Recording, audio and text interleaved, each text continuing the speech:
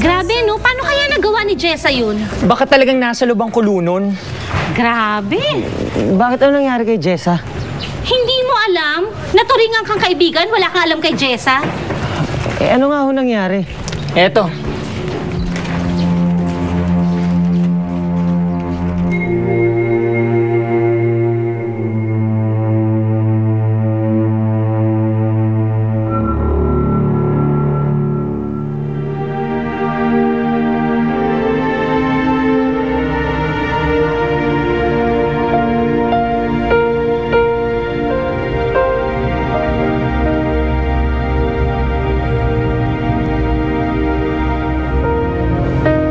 Jessa Santiago, gising! Jessa Santiago, gising! Bakit po? Lalabas ka na, may nagpiyansa na sa'yo. Ho! Oo, bro, papasukin mo na. Sino po? Sige, Jessa. Sige.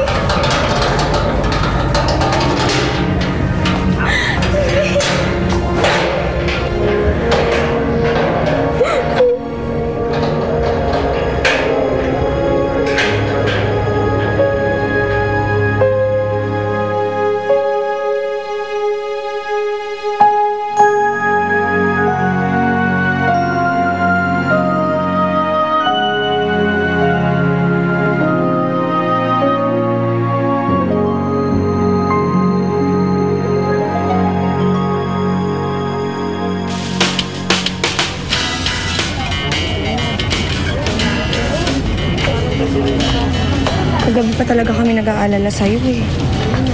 Yung pala may masama nang nangyari. Pakahayop ng Edward na yun. Hayop talaga siya. Nakuha ka pa niyang baliktari. Ang mas masakit. Nanay pala ni Edward si Tita Rhea. Si Rhea, yung babaeng mabait sa'yo. Pero hindi na ngayon. Hinusgahan niya ako kagaya ng iba. Ba't ka na yung mga tao? Ano nangyayari? Bakit nagsisisamaan silang lahat? Hindi ko naman siya masisisi. Anak niya si Edward. Kahit pa. Sanimot ang mga pangyayari, Chiki. Pero salamat na hanggang ngayon, sa kabila ng lahat, nandito ka. O ba, Jessa? Ngayon pa ba tayo mag-iiwanan? Tayo pa ba? Salamat din sa pinampiyansa mo. Papasok lang ako sa bahay at babayaran ko yon. May naipon naman ako eh. Para mabayaran mo na rin yung inutangan mo. Teka, kanino ka ba umutang?